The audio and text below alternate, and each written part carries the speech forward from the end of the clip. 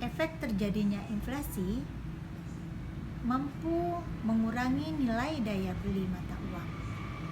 Akibat inflasi, jumlah uang yang sama akan membeli lebih sedikit barang daripada sebelumnya. Berapapun penghasilan Anda tidak akan terlepas dari efek inflasi. Kemampuan daya beli yang semakin menurun. Yang kedua, efek terjadinya inflasi adalah mendorong pengeluaran. Maksudnya begini, pengaruh inflasi terhadap ekonomi bisa mendorong munculnya pengeluaran. Jika mata uang semakin turun, maka pemilik tabungan juga akan semakin banyak mengeluarkan uangnya untuk memenuhi kebutuhannya. Menabung uang dalam kondisi inflasi justru akan merugikan karena mata uang nilainya semakin turun. Apa selanjutnya efek terjadinya inflasi? Yaitu mengubah sifat pendapatan. Inflasi dapat mengubah pendapatan masyarakat. Jika inflasi dapat mendorong perkembangan ekonomi, akan mendorong para pengusaha memperluas produksinya. Dengan demikian akan tumbuh kesempatan kerja baru sekaligus berubahnya pendapatan seseorang. Nah, artinya dengan terjadinya inflasi, pengusaha bisa memperluas produksinya, kemudian akan terjadi pertumbuhan kesempatan kerja baru yang mengubah sifat pendapatan. Sifatnya apa? Ada yang naik gaji, ada yang tidak naik, ada yang malah dipotong gaji. Nah, itu mengubah sifat pendapatannya, tapi dampaknya bagi yang naik gaji ya tetap berkurang untuk memenuhi kebutuhan biaya hidupnya karena kan lebih tinggi walaupun dia naik gaji. Sedangkan yang tidak naik gaji itu akan rugi, akan sulit, bertambah sulit dia akan memenuhi kebutuhannya. Sementara yang dipotong gaji itu akan sengsara. Nah, begitulah dampak inflasi ya kawan-kawan. Dampak inflasi yang tinggi menghambat pertumbuhan ekonomi jangka panjang. Itu sangat jelas, investor tidak akan mau berinvestasi dengan adanya inflasi yang tinggi.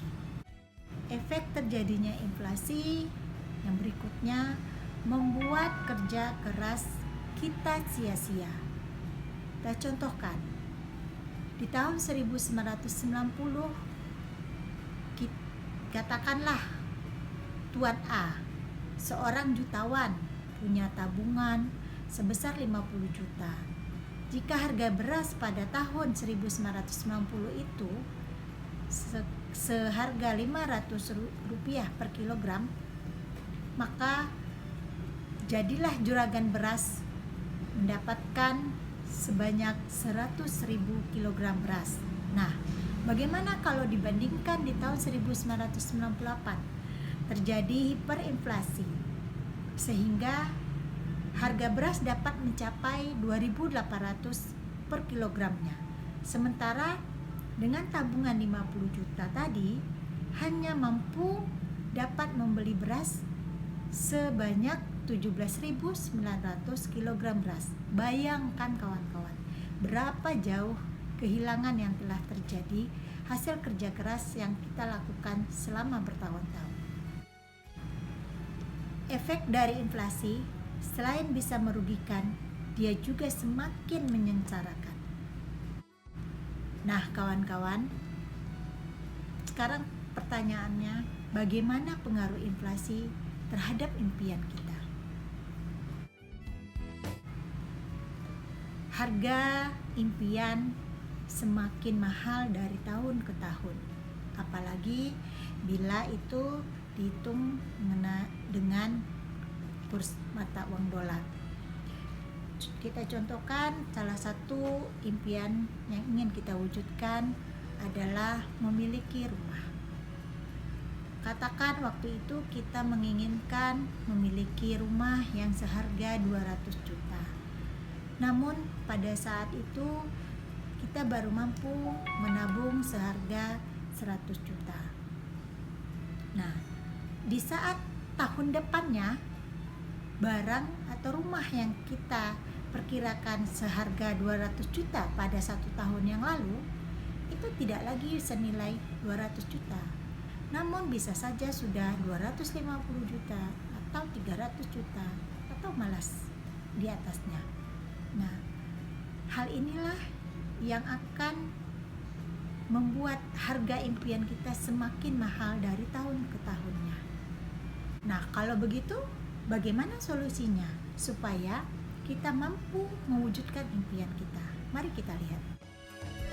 Solusi finansialnya adalah seperti yang terdapat di dalam skema ini.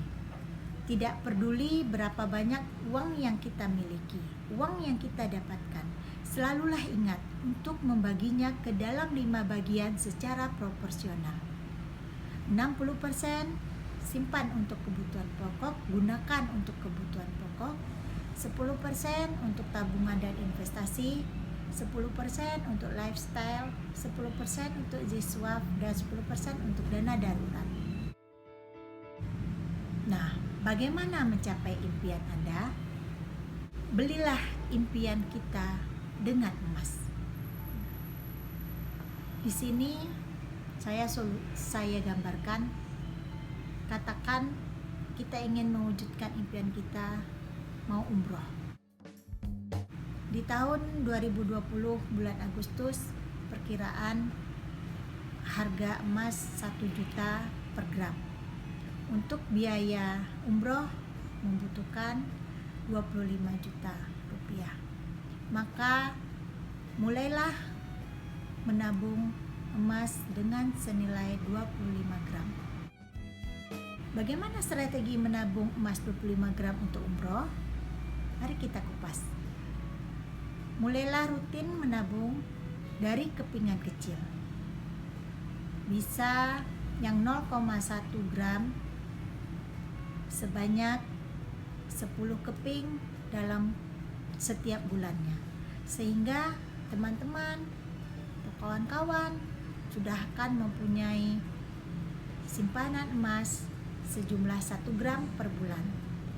Dan untuk 1 tahun sudah akan mendapatkan 12 gram per tahunnya. Kita lihat tabel biaya umroh dari tahun ke tahun. Dari tahun 2016 sampai tahun 2020 tidak ada yang namanya biaya umroh itu semakin menurun bila di dalam bentuk rupiah. Dari 20 juta sekarang sudah sampai 25 juta per orang. Namun, apa yang terjadi bila kita menabung dalam bentuk emas?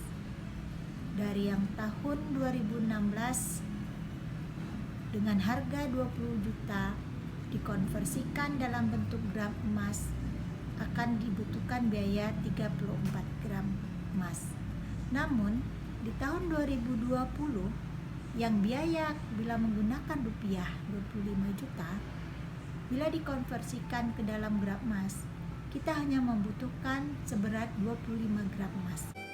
Di sini saya coba contohkan, bila Anda atau kawan-kawan menabung uang 50 juta di tahun 2010, katakanlah supaya tidak ada pengurangan nilai yang ada biaya administrasinya, maka uang sejumlah 50 juta itu teman-teman simpan sendiri.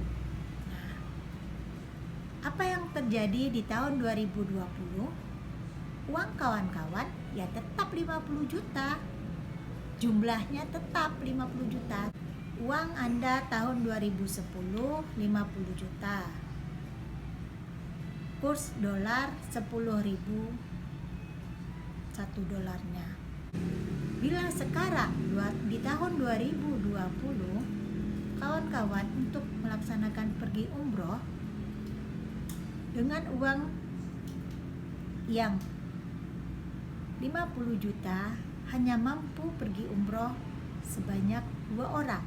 Tapi lihat bagaimana bila menabungnya dalam bentuk emas sebanyak 142,8 gram emas. Maka artinya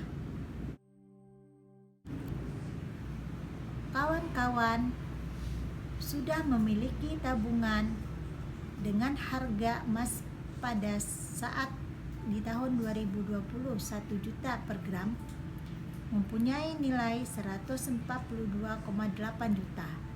Tabungan kawan-kawan bisa mengumrohkan 4 sampai 5 orang bila teman-teman, kawan-kawan menabung dalam bentuk emas. Nah, bagaimana kalau juga kawan-kawan menginginkan program haji cerdas? Biaya haji reguler kita tahu 35 juta. Biaya porsi hajinya atau setoran awalnya membutuhkan dana 25 juta rupiah.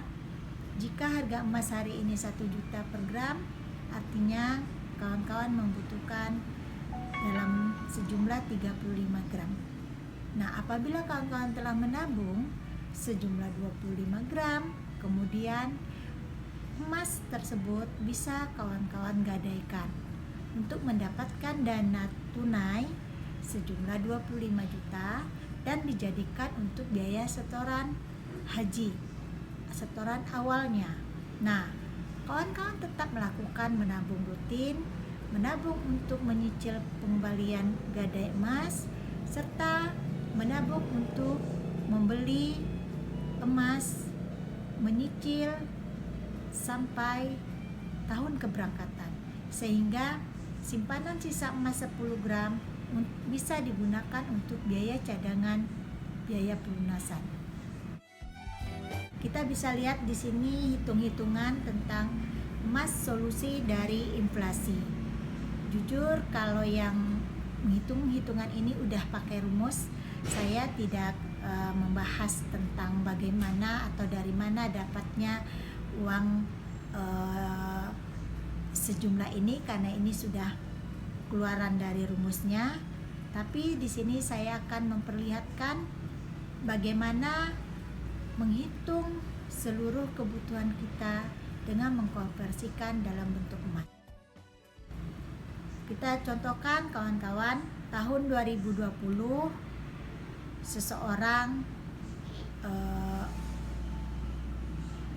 ingin menabung untuk kebutuhan anaknya masuk kuliah di 5 tahun ke depan. Biaya kuliah pada tahun 2020 berkisar 125 juta. Maka simpanlah biaya pendidikan tersebut dalam bentuk konversi emas. Berapa harga emas pada tahun 2020? Seharga 1 juta per gram. Maka kawan-kawan bisa mulai menabung emas sejumlah 125 gram selama 5 tahun. Insya Allah di tahun 2025 tabungan emas akan mampu untuk memenuhi kebutuhan biaya masuk kuliah. Demi tercapainya rencana keuangan masa depan keluarga Anda, maka perlu memilih tabungan terbaik. Emas merupakan tabungan terbaik. Tabunglah emas saat ini, maka Anda telah membeli masa depan dengan harga saat ini. Kawan-kawan, demikianlah goal sharing kita hari ini. Saya ingin mengutip sedikit tentang apa yang dikatakan oleh pembina peradaban E.O. Agor. Ilmu tidak akan mengubah hidupmu, action yang akan mengubah hidupmu. Diskusi tidak akan mengubah hidupmu, action yang akan mengubah hidupmu. Billahi taufiq wal hidayah. Assalamualaikum warahmatullahi wabarakatuh. Sampai jumpa di goal sharing berikutnya.